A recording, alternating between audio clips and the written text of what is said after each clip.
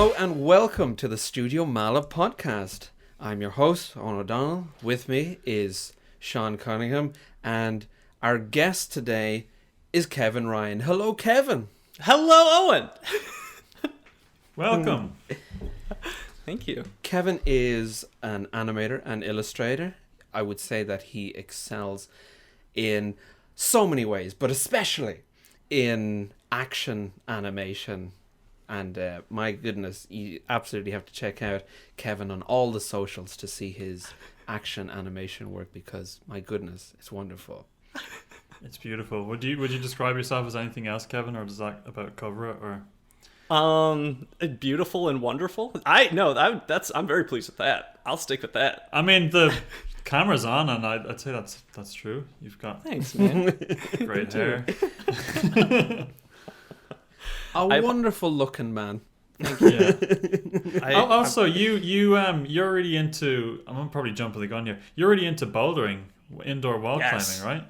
Which is a weirdly specific animator thing. I thought that might have just been an animator thing in Ireland, but when I saw you were doing it as well, I was like, oh, I guess that's just all over the place.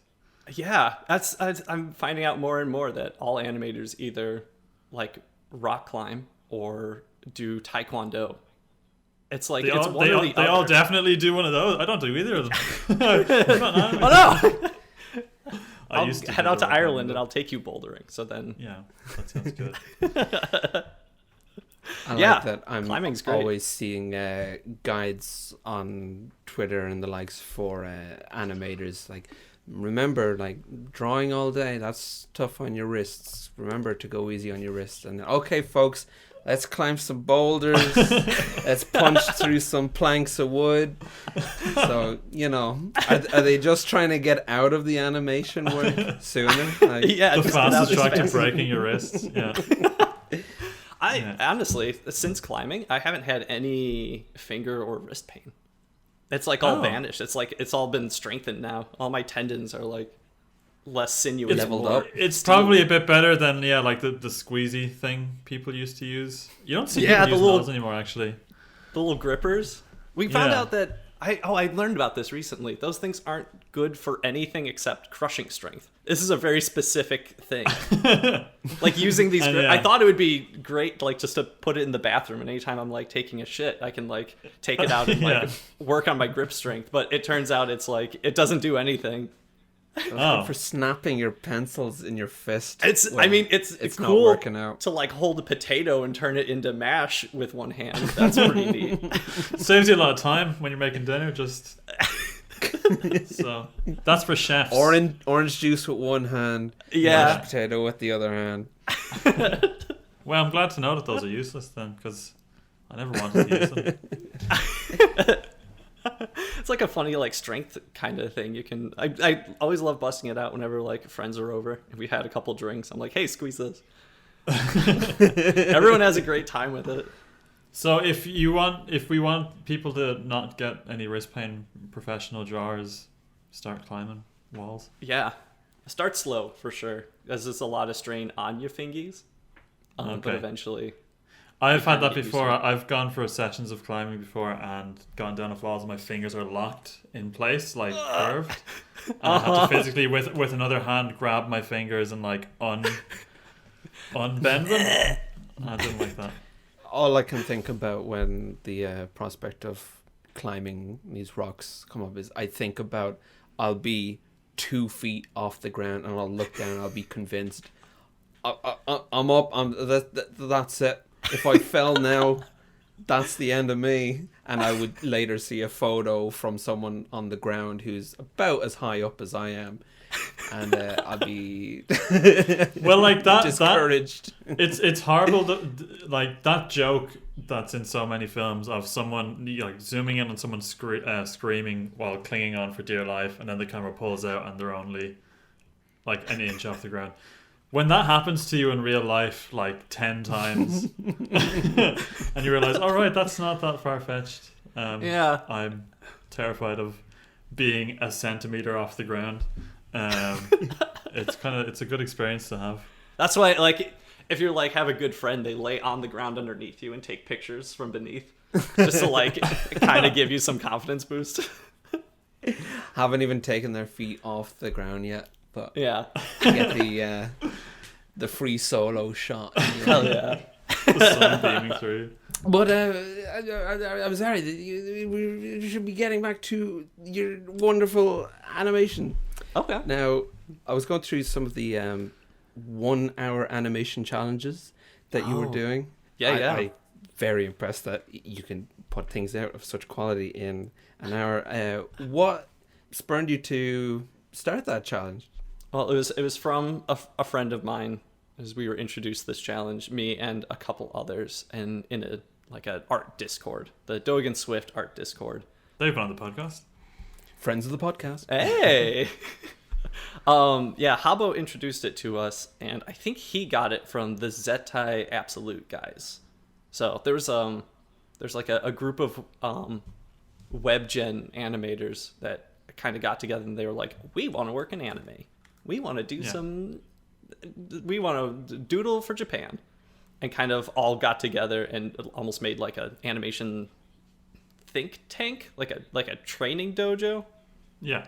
And just like kept pushing each other further and further, like really focusing on motion versus form, not really caring about like staying on model necessarily. It very much pushed kind of like energy through drawings. And one of the challenges that they used to do was the 1 hour anim. Something that people would probably recognize from Zetai Absolute was like the ping pong collab. It's just two dudes playing ping pong, but like each section is taken by a different animator, and they're like trying to up each other as much as they can. And it's just like getting insane. Oh, There's, like each Udapon direction of the ball is a different cut. Yeah. Or That's something pretty cool. along I've those seen that. lines. Yeah. And those like got insane. That's a great idea. Yeah, it was cool to watch. I was never like directly affiliated with the group, but like would see their stuff and like reply, retweet, that kind of shit. But Habo was in Zetai Absolute and introduced it to the group of like, hey, let's just, because originally we were just doing like figure drawing, and just like trying to lock down the model, figure out how to draw people, because it's a mystery every time you pick up a pencil. And we got tired of just drawing the same pose for like 5 minutes, and so we dropped it down to like, all right, 1 minute poses, all right, 30-second poses, all right, 10-second poses. Like, how fast can we get like the weight and motion kind of felt in a single drawing? And eventually that turned into like, well, why don't we just animate for an hour? Here's a random word generator. The prompt is danger. Like, you get 5 minutes to try and come up with an idea or gather whatever reference you want, and then you just start drawing. So the first couple were, of course, terrible because we didn't know what we were doing. We were getting in over our head. We didn't have an idea of like scope.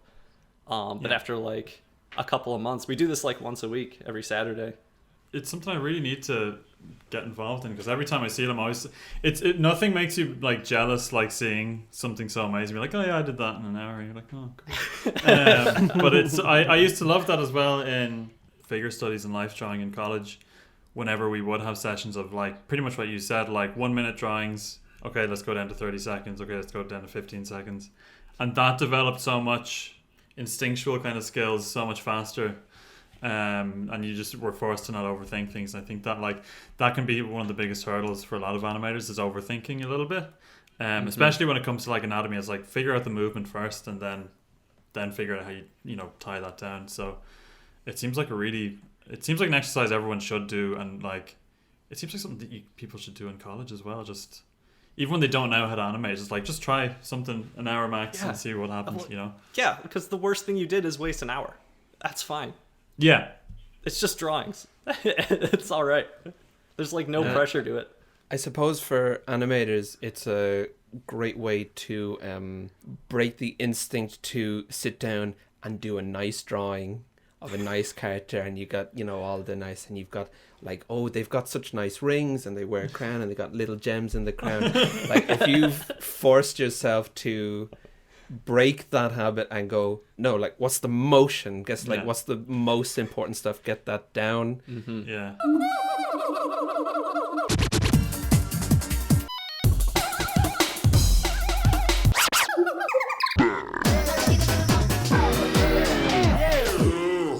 I wanted to ask about inspiration for fight scenes? Because with so many people in animation doing fight scenes, like either professionally or for themselves, there must be a lot of, you go straight to the most famous fight from such and such, like Bruce Lee film, but you want to be coming up with something unique. So does it take a lot of sitting back and just imagining a fight scene between two, like, a punch and he dodges and then he ducks and, and deciding angles for all that? It's a long-winded way to say, how do you go in from inspiration for your fight scenes?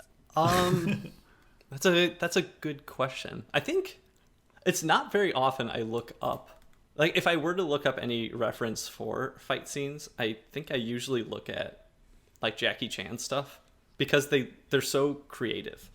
They're so like funny. He's using props in like all of his fights. It's like I hadn't seen anyone fight someone with a ladder before, but it makes sense when he does it. In general, I would say a lot of, like, at least when I'm doing fight scenes, because I have some basic ideas in head, right? And that is essentially make as opposite of poses as possible from one to the other. Yeah. And that's just to like create visual interest. Yeah. But I have a condition called aphantasia. That means I can't see anything in my head. So no mental images I can like produce. It's all just like facts. Like, that's like, you could say like, imagine an apple on a table, and most people will get at least some semblance of an apple. And some people will be able to see like the grain. Some people will just be able to see a blurry red thing on a table. But like me and like a couple of other artists out there, like Ross O'Donovan has this, Glenn Keane has aphantasia, can't see anything. So a lot of it comes from like straight aheading. It's like I have the basic idea of like what I want to know what happens. Yeah. I'll end up drawing a pose, and then I'll draw like whoever the opponent is. And I kind of take turns drawing one pose than the other, because it feels a little more natural, and it feels like the characters are now being creative in the spot rather than me knowing exactly what I want to have happen. Like I can still go in and like thumbnail quick, like this pose to this pose is like, eventually someone ends up in a river. This guy, it starts with this guy gets punched, he gives him a wedgie, ends up in a river. Yeah. But like getting through that process is very experimental and very like on the spot. Just whatever the next pose is, I draw that. Next pose, draw that. Yeah, I can see how it makes sense to kind of straight ahead a bit, because like, I mean, have a general plan, but like I suppose in a fight, each person isn't going, I'm going to do this, and then I'm going to do this, I'm going to do this. They're more reacting to whatever is coming at them, and then even reacting to how well the thing they did went or whatever. Like they're probably doing one thing and then the next thing. Like it is probably a straight ahead process, I guess. So it makes sense to kind of approach it that way, right? I think it was, I may be misquoting him, but Mike Tyson, I think, once said that like everyone has a plan until they get punched in the face. And I was like, yeah, that does make sense. Yeah, let's just figure it out as it goes. And again, just because it's all like little scribbly doodles, it's like nothing's precious. Everything can get tossed at any point. And so being able to sit back and like watch it through as you go through, or like flip through the drawings, is like really important. Do you ever film or photograph your own reference or anything like that, or do you kind of just straight ahead with very simple drawings? Very rarely will I reference. Usually I'll get reference when it comes to like a tie down phase. Otherwise, a lot of it's just kind of like keeping in mind like the 15-second gesture drawings. It's just like very quickly make a little scribbly man, and so long as I know where the weight is and where the action's going, like that's just fine. What's nice about something like those 15-second things, or sorry, even the 1 hour animation challenges or whatever, is that it probably helps something like a fight scene, because it means you internalize so many animation principles. It's just like second nature. You're not thinking about like, oh, I'll have them ease in here and then there'll be this arc. It's something that you naturally you stop thinking about that just becomes what you do naturally, which for straight aheading a fight scene is probably so important. I think like you and I have similar takeout in terms of like just reusing certain timings or whatever, like very slow ease-ins to like a very sudden pop, like very little like even in betweening. It's usually like a lot of pop and then settle and then pop and then settle and stuff like that. Whenever I'd just be messing around doodling, I would just overshoot stuff by just like, you know, skewing the drawing itself in whatever software I was using rather than like redrawing it. And because I did that so often, it's something I just don't even think about anymore, which can be a little frustrating as well when like you're trying to like show someone else how you animate something a certain way, and then you realize how much of it you've just internalized and gone, oh god, I don't know, I just do the thing that I do. Just, and it looks good. Just like on the latest production, like trying to teach people kind of that method of animation has been strange. It's just like just like overshoot a little bit, a little skew. Yeah. And like people are like putting them in kind of strange places that like just don't look quite right.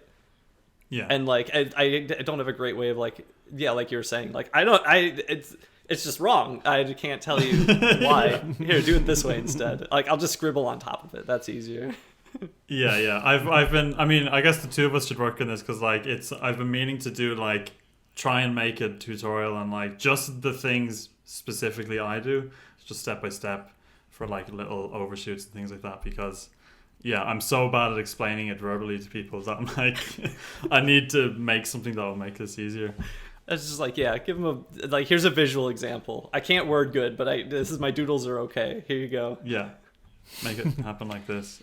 Just I guess become like a horrible old piano teacher. Just sit there saying nothing and smack their fingers and say better, do better. Just keep doing that until they become one of the world's greatest. Good advice. Also have shades and don't actually be looking at their drawings. Just do it anyway. Yeah, good advice for anyone. The first thing you worked on with us was the Warframe thing. That was the first thing I did with you. A Meala Mini, and then there was the Fly Home video. Living Tombstone. Right now, you're directing a project for us, right? Which is as yet unannounced. Yeah, it's a top secret one. But I guess what we can say about it is that it's a pilot episode of a thing, and it's about 10 minutes long, right? Around that area. The listener is furiously scribbling down 10 minutes. Then we can definitely narrow it down. Yeah, it'll be in a video format. It's already on IMDb as $10 minutes. Yeah. Kevin Ryan, director of One Announced 10-minute project. But you're directing with us now, which has been really cool. And I guess what other projects of that you would note, I guess, apart from the Studio Meala ones, have you worked on? So I was on Mystic Crystal. Oh yeah. Then I ended up on the Lego Monkey Kid show at Flying Bark for like 3 episodes, just to get me used to their system, to then work on the TMNT movie, and then it was the Disney's Moon Girl TV show, which was been delayed for a year. I didn't know you were on Monkey Kid. That's really interesting, because like that and the Rise of TMNT stuff have really similar styles that they're going for, right? Like the kind of getting like the Studio Trigger style and then turning it up even further. How was that? That must have been really intense. It was, Flying Bark is definitely like it felt a bit like a boot camp of like create content really fast. Working on TMNT was great. Lego Monkey Kid was a ton of fun. I mean, even before you worked on those projects, it seemed to be something you had quite a bit of interest in, is that kind of style that you would see in something like Monkey Kid and Rise of TMNT. So was that kind of... Yeah, like having just come off of like Mystic Crystal, I was very much in like the kind of Disney movement idea, where like there's like gentle smooth, plenty of frames in between keys, just to explain the movement as thoroughly as possible. And so like taking that and doing the drastic switch to like these really pose poppy kind of like action was definitely like it was my spiritual awakening. because from there is when I'd wrapped up on Moon Girl, and you had contacted me about directing, and told me what kind of style we're looking for. I was like, all right, I think it's time to finally sit down and fucking study the shit.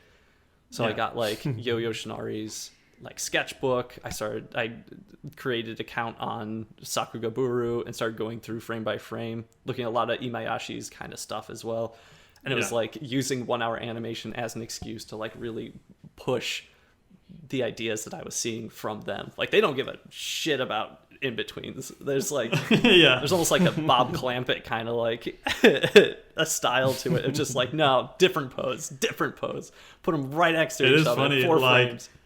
So often, especially Imaishi stuff, so often he just does not settle stuff even. It's just 5 very different drawings happening right next to each other, but there's something in there there is a through line somehow, but it's so it makes sense. You don't look at it and go, well, that was just complete nonsense. It always works.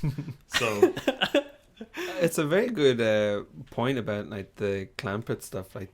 A really classic comedy thing, an animation punchline moment, but just turning that into something that is so effective for action. Yeah, it's funny when it happens to Daffy Duck, but it's also awesome when it's someone who's doing a big punch. yeah. It's crazy how well it translates. We've been talking about Rise of the Teenage Mutant Ninja Turtles, and I have to take a moment to blow trumpets and smoke and all sorts, because I watched the movie recently, and my goodness, that's a well animated movie. Everyone involved, anyone who brought coffee to animators, everyone did an amazing job on that. Klaus absolutely dominated the conversation when it came to 2D is back, 2D movies. Is there still a space in the world for 2D animated features? And everyone talked about Klaus and does this prove this? And I think it would be an awful shame if in the future the history books of animation talked about, they'll get to Klaus and they do a couple of pages on Klaus, but that Rise of the Teenage Mutant Ninja Turtles film, it might sound too big right now to say, but that absolutely deserves a place in the history books, because the work put into that and just how amazing it looks. And it'll have its fans in the turtle world, but I really, really hope that people outside of that sphere give it the chance it deserves, because it should be seen by as many people as possible. Anyone who's into animation at all, or even just casually into cartoons, watch that movie. Yeah. So congratulations to you and everyone else who worked on that show and movie, because it's some of the best 2D work I've seen been done in recent years. Thank you, Owen. As a mighty as a mighty high praise. It'll all be cut for time. Oh, thank God. Piggybacking off of that, I'll have to say that it's because of Tom Barkle, director of animation, at least on that film. He pushed us. He pushed us real hard and put his heart and soul into it. God bless the man. And Tom, if you're listening to this, sorry, I never hit my bid quota. I think I went over by several hours on every shot I was given, but I wanted it to look pretty. That's my excuse. You can send him the link. And, yeah. I'll find out later. Send him the link and say, see, okay. I'll find out later he's blocked me since on account of my poor output. I like to ask each guest, if you had unlimited budget, unlimited time, what is your dream project? Everyone has their project from college years that you're I would do this for maybe I did do it for an assignment, but I could make it better now. But I'm also really tempted to go for like some of the funniest things that I could think of is like putting a ton of effort into just like a really fucking dumb joke.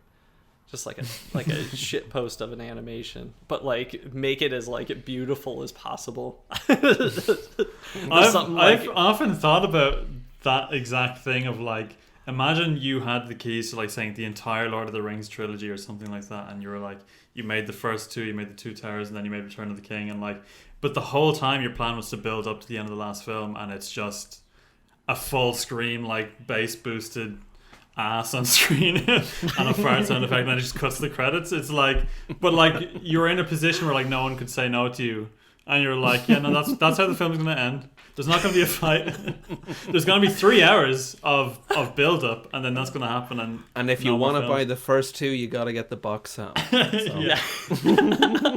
But like just the idea of like putting so much effort into it, and then because you can't, just ruining it yourself for the laugh. You know what? On that topic, I had woken up one day with this amazing idea. Well, I thought it was an amazing idea at the time. It was big when people were really upset about flat earthers, and flat earthers were like really talkative. Yeah. I had this crazy idea of like I'm gonna make a 2-hour film, like maybe 2.5 hours. It's just a little longer than like people are comfortable sitting through. And make it like a disaster film, and it just starts super simple. It's just like one of the characters like spills their drink, and they think that their countertop is like tilted, and because the water's dripping off to one side and exclusively one side. You like look at the news, and it's just like it's saying like water levels are dropping in this area, but water levels are rising in this area. Like there's flooding going on in Asia, and like it, and then eventually like someone's like is losing their balance. They're not quite sure what's going on, and like they look down the street and see like things just kind of like rolling down the street all in the same direction, thinking it's like a wind thing. If they're like people don't know, there's like cuts to scientists like trying to examine the earth. They're like checking the temperature, and then finally like maybe like an hour and a half in, like one of the scientists turns to like the president or something. He's like, "Sir, the earth is tilting," and it cuts out, and it's just like it's just working off the assumption that the earth is flat, and it's just slightly tilted. You see like water pouring off the side of it, and like fish and whales falling off, and they have to come up with a solution to put it back in the balance. We're going to need everybody on the West Coast as soon as possible. Everyone jump at the same time. Jump, yeah. But like, wait until we're like really, really into it. Wait until people like really care about the characters, or like whatever storyline is going on. Like some guy and his wife is pregnant, and she's like, I don't want to. I'm scared, honey. It's just like the whole first half hour has to be like a drama about a divorce. And, it should be like Marriage Story up until everything starts sliding. And it's just like really blindside people with like, no, the earth is flat and it's tilting. It's just like you could do like, because it could be like at the end of the SpongeBob movie where he sings the song where it's like the main character like is able to put speakers, you know, across a large scope of the planet, get everyone on one side so that he can get them to jump at the same time, and it's jump, it's then it's like we've all got to jump, and the whole population of Earth goes to the left side of Earth and jumps. I'd like to pitch an ending to this film to you. Mm-hmm. So it's at the point where the Earth is now 90 degrees and the last two people are hanging on to like the flagpole at the top of the Empire State Building. And everyone else has already fallen off, and everything's fallen off, and their fingers are knuckles are turning white, and through hot tears they say, "If only we had listened." Before they fall, boom, credits. It's a title drop credits as well. Flat Earthers will write, and then a rap about flat Earth being. We copy Uncut Gems.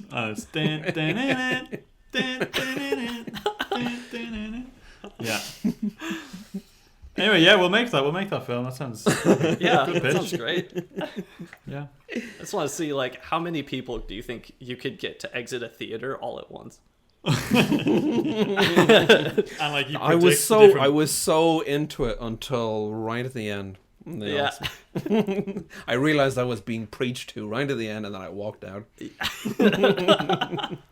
Nobody tells me anything. That's a rule.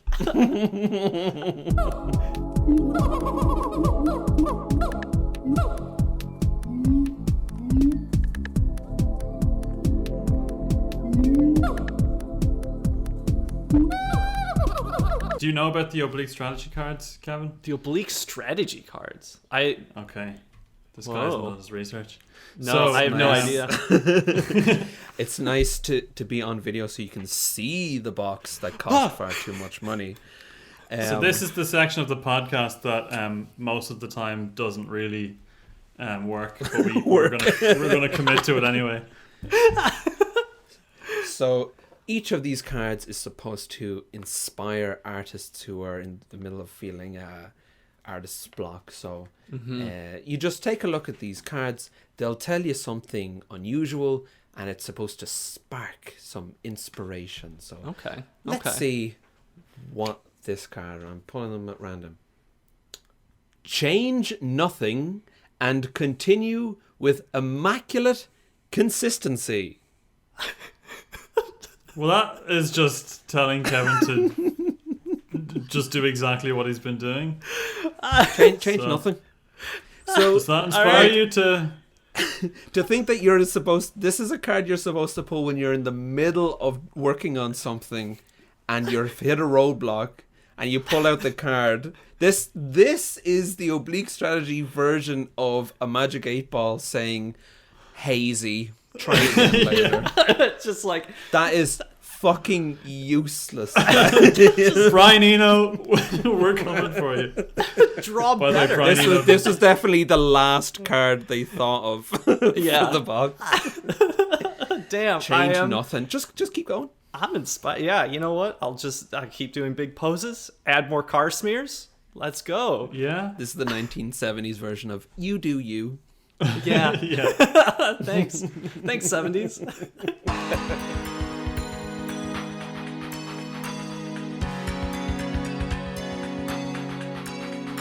Before we wrap up, have we any studio news? Studio Meala news beat. We've got kind of news that Get in the excited, new, folks. yeah. In the new year, you'll be seeing one of the big IPs that I've been working on and that Owen has also been working on will make itself known. There'll be a trailer coming out for the show we've been working on for a while now. So, well, actually, throughout the new year, from the start of January, people will see teasers for that trailer. So, please check it out on our Twitter and Instagram and all the rest, and retweet it if you like. That would be nice. But yeah, more original stuff from the studio is being kind of more actively worked on lately. It's bubbling. It's all and bubbling. then all of the other exciting stuff we've been working on is still in that annoying limbo of NDA land. So there'll be cool stuff coming out over the next year. Bubbling in a big NDA pot. Yeah. I'm sorry, I'm not supposed to mention it's a pot. No, don't tell them about it. No. There's a project that Kevin's been directing, and then there's a few projects that have been directed by God, I really just have to be vague all the time. Projects that have been directed by other people too that will be available in a format. But yeah, I think that's the biggest update I can give really is original Studio Meala stuff is kind of on the horizon. So look forward to that. Lovely. There's a very We might hear sphinxy more update. about that when we get to our upcoming Christmas special. Hello. Ho ho ho. I forgot about the Christmas special actually. Oh my god. I'm not prepared. Well, it's going to get real quick. We're going to get Santa. Santa himself? Santa's going to tell us about all the stuff that he can't tell us about. Yeah. He's under Got a sack NDA full about of all NDAs. all the children's presents. Like, well, I can't reveal it until the 25th of December. So, But we'll be giving Santa hell later. But for now, Kevin Ryan, thank you so much for joining us on the Studio Meala podcast. Thank you again for having me. Yeah, it's been a pleasure as always. Do you have any final things you want to point people towards or plug? Any plugs? Maybe your Twitter or blogs or whatever? I don't know. No one follow me. Don't follow me. I don't don't need follow more people Kevin. to look at me. If you're following Kevin right don't now, listen to this. if you're following Kevin right now, please pause the podcast and stop following Kevin. Unfollow me. Yeah. Do it. I'm right here. What, you think I'm scared? You think I need you? I will say, I would say, if there was anything that people could do to help, and I don't know if you can, but we really want to make a Wikipedia page for Carsmears. I don't know if we need petition for that or more examples. Everyone draw Carsmears. I mean, Kevin, take a minute to just explain Carsmears for a second, because there might be some people who don't know. I don't think Owen knows about Carsmears. Teach me about Carsmears. You'll love this. So it's a very advanced animation technique. The idea is that when you would draw a smear frame in between two poses, you take that smear shape and you draw a little car. Depending on how bold you'd like to be, this car can be a different color than the character's skin or hand. It can be any type of car you want. Bonus points if you make it obvious that it is a 97 Buick or a punch buggy. And Fiat Punto for me. Yeah. And it's like a little animation meme. It's like a little joke. It's like the Wilhelm scream for sound designers. Or it's you know what? I would actually put the Family Guy death pose as an animation meme. You see that popping up a bunch. Yeah, the arm behind the back thing. Yeah. We had snuck one of those into Lego Monkey Kid. Oh really? there's a Family Guy death pose. Are there any Carsmears in the project you're directing right now that I've not noticed? Probably, yeah. Because Kurzek knew about Carsmears beforehand. I've even given the note maybe a little car here. All right. It's this is almost perfect, but if you could just get a Volkswagen Harlequin in there, yeah, that's the end game for the ultimate Carsmear. If you can sneak a Volkswagen Harlequin into a shot without people noticing, because it's the most ostentatious car that is 5 different colors. So it'll be very difficult. But if anyone can pull that off, please get in touch. Yeah, please do. We need to win the Carsmears wiki. Yeah. That's the call to arms. I mean, if someone can, or multiple people can contribute to the Carsmears wiki. We don't want to put any effort into this, but maybe we'll follow up on this in the next episode and see if it exists. Yeah. You know what? Fred did try and submit a Wikipedia article to them, and they denied it because there wasn't enough plausible proof. Well, this is because you're working on an official, broadcastable project now that's going to have Carsmears in it. It's going to be on. People will be able to see it. It's going to be. Yeah. I can admit that there's a Carsmear in every episode of Moon Girl that I worked on. Whether or not the cars stay and make it through the cleanup phase is a totally different thing. But I definitely look I'm at her roller picturing skates. it gets through cleanup and color, and it's a photograph of a car for one frame. It's just it has the you take a PNG and shrink it down. It has a dither effect on it, and it's been badly aliased. There's a horrible that color car in Spider-Man that he thinks about. The one car. Do you know about the car in Spider-Man? Yeah. Whoa! I love that car. Once enough Carsmears are broadcast, they'll become officially real on Wikipedia, just like how magic officially became real once David Copperfield walked through the Great Wall of China on television. Yeah, that's right. Because he'd done it loads of times and everyone was like, no, you broadcast that shit? Magic's real. People fucking care.